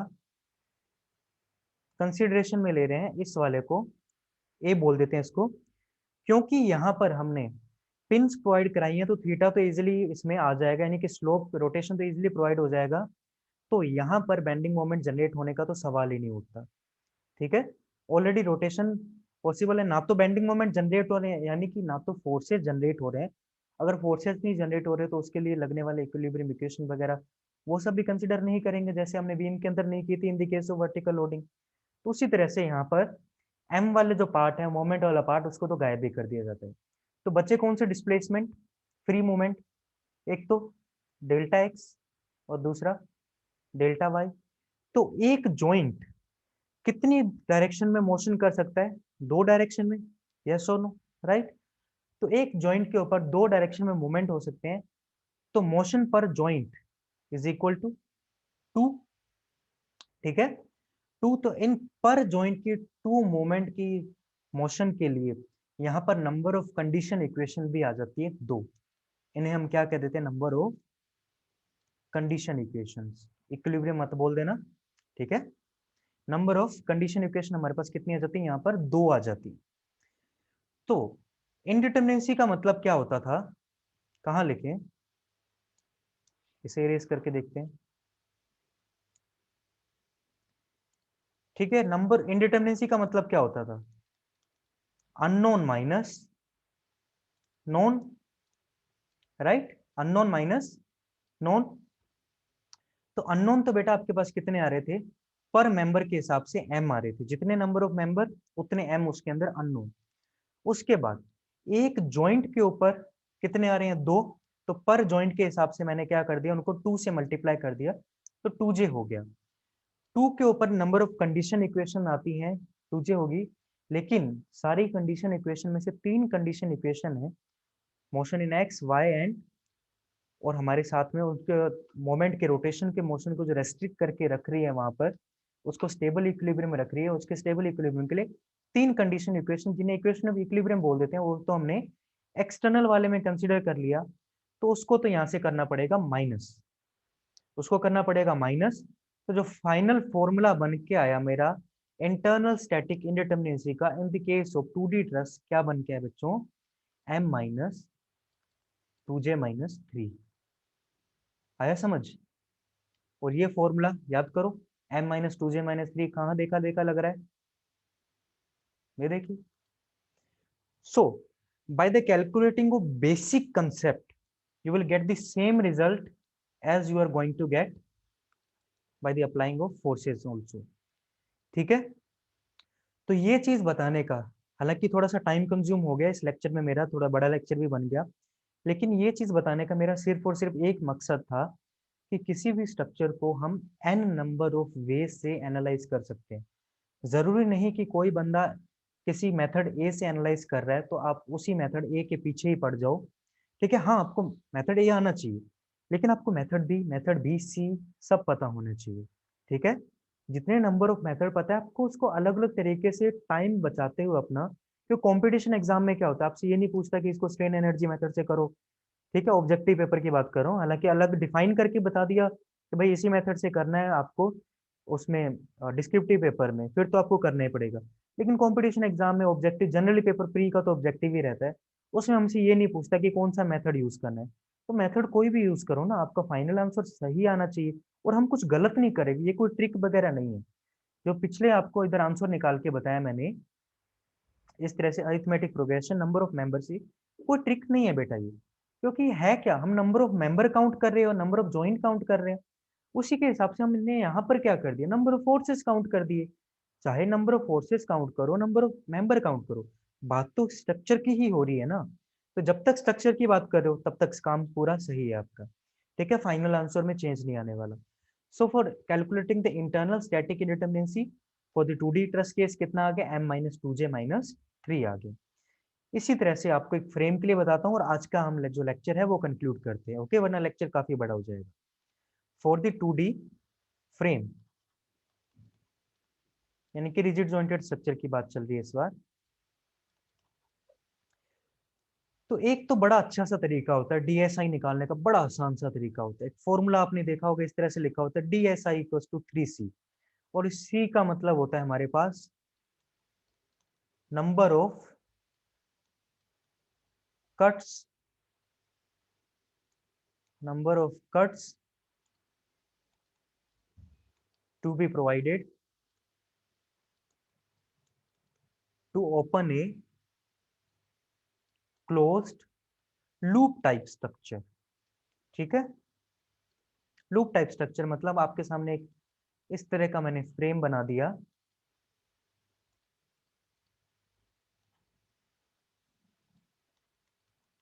इस तरह से एक फ्रेम बना दिया, ठीक है, और इसको इस तरह से यहाँ पर क्लोज कर दिया। तो सी का मतलब यहाँ पर है, जैसे मैं इसको यहाँ पर कट कर दूंगा तो ये स्ट्रक्चर मेरी क्या हो जाएगी, थोड़ा सा एरेज करके बताता हूँ आपको। जैसे ही कट किया, स्ट्रक्चर खुल गई, जो लूप था एक तरह से बंद क्लोज लूप स्ट्रक्चर थी, वो खुल गई, बंद होगी। नंबर ऑफ कट कितने रिक्वायर पड़े, एक, तो इंटरनल स्टैटिक इंडिटरमिनेसी की वैल्यू होगी 1। ठीक है, इंटरनल स्टैटिक इंडिटरमिनेसी की वैल्यू कितनी आ गई, 1। ये तो था रट्टा मेथड या फॉर्मूला एम्पेरिकल मेथड बोल सकते हैं हम। थोड़ा सा समझते हैं अब इसे। ठीक है, थोड़ा समझ के करने की कोशिश करेंगे हम। तो एक चीज बताइए, जब मेंबर एनालिसिस स्ट्रक्चर का पहला हमने चैप्टर पढ़ा था, किसी मेंबर के अंदर, किसी भी मेंबर के अंदर 2D केस में जनरल लोडिंग अगर P आपके ऊपर थीटा के ऊपर लग रही है, तब उसमें कौन कौन से फोर्सेस, अगर किसी सेक्शन एक्स एक्स को मुझे कट करना हो तो कौन कौन से फोर्सेस जनरेट होते थे बेटा? याद होंगे आपको? मन में सोचो।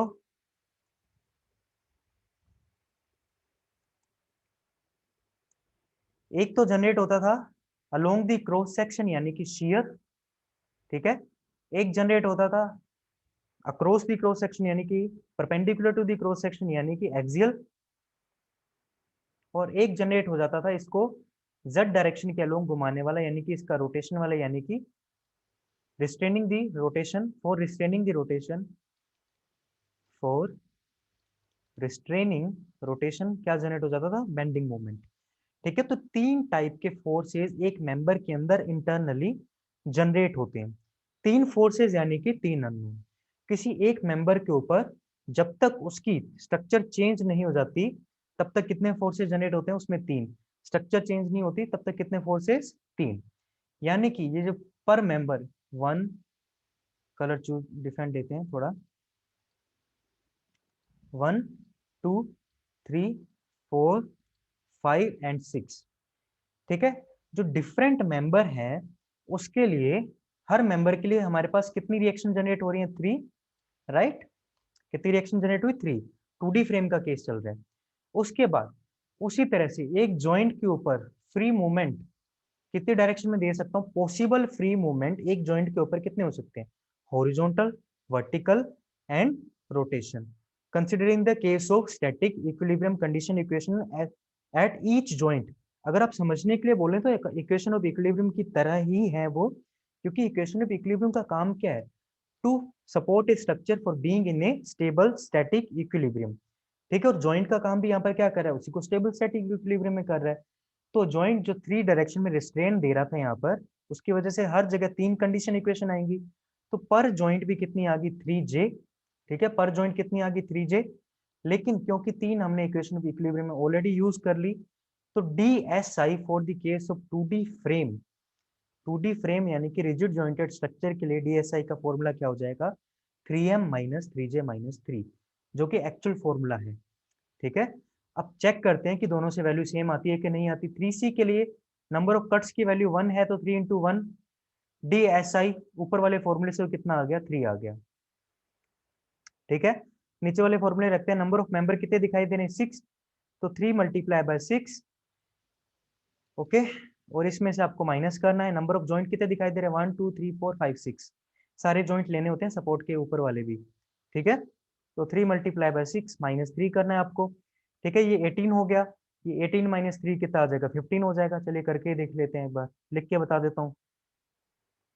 कंपटीशन एग्जाम में तो क्या करना, इतना मत सोचना, यहाँ वैल्यू आ गई दिमाग के अंदर ही कैलकुलेशन करना, ऐसे इस तरह से मत करना बच्चों वाले काम, अब तो बड़े हो गए हम, ठीक है। ओके, फाइनल वैल्यू बच्चों कितनी आई? 3। यहाँ से भी कितनी है? 3। तो ये थी हमारी degree of static indeterminacy by the calculation of a number of cuts, और you can use this formula based on concept. This formula is based on concept, actual concept की concept एक्चुअल में क्या चल रहा है वहां पे, किस तरह से number of forces, internal member forces आ रहे हैं। क्योंकि इंडिटरमिनेंसी का मतलब ही क्या है? Number of unknowns. Each member पर हम 3 अननोन्स को गायब कर सकते हैं, ठीक है। ईच मेंबर पर हम 3 अननोन को गायब कर पा रहे थे, लेकिन उसके साथ ईच मेंबर के ऊपर भी 3 अननोन जनरेट हो रहे हैं। तो वहां पर 3 unknown generate, 3 member condition equation आ गई, 3 हर जॉइंट के ऊपर 3 कंडीशन इक्वेशन, 3 इक्वेशन भी इक्विलिब्रियम में कंसीडर होगी, तो 3M minus 3J minus 3 in the bracket, ये मेरे पास होगी डिग्री ऑफ स्टैटिक इंडिटरमिनेंसी। तो ये था बच्चों basic of static indeterminacy considering only the 2D case. अभी तक इंटरनल के अंदर एक और टर्म इंट्रोड्यूस होती है मेरी, रिलीज रिएक्शन, उनको कंसिडर नहीं किया। रिलीज रिएक्शन के ऊपर नेक्स्ट जो पूरा लेक्चर रहेगा हमारे रिलीज रिएक्शन को कंसिडर करते रहेगा। उसके बाद एक लेक्चर हम पूरा इसके ऊपर नंबर ऑफ क्वेश्चन करेंगे इंडिटरमिनेंसी के, पूरे इंडिटरमिनेंसी के क्वेश्चन करेंगे स्टैटिक में, चाहे 2D केस हो 3D केस हो। और एक लेक्चर हमारा 3D के ऊपर एनालिसिस के ऊपर रहने वाला है नेक्स्ट। फिर उसके बाद हम करेंगे काइनेमेटिक इंडिटरमिनेंसी का एनालिसिस, ओके। तो आपको अगर कहीं पर कोई डाउट आता है तो सिंपली आप कमेंट सेक्शन के अंदर लिख सकते हैं। बीच में मैंने एक होमवर्क दिया है, उसका आंसर भी आपको लिखना है यहाँ पर, ठीक है। तो आज के लिए इतना ही। होप सो आपने सेशन को एंजॉय किया होगा। कोई कमी पेशी, कोई सजेशन हो तो नीचे कमेंट सेक्शन में जरूर लिखें आप। Hope so you have enjoyed the session. That's it for today guys.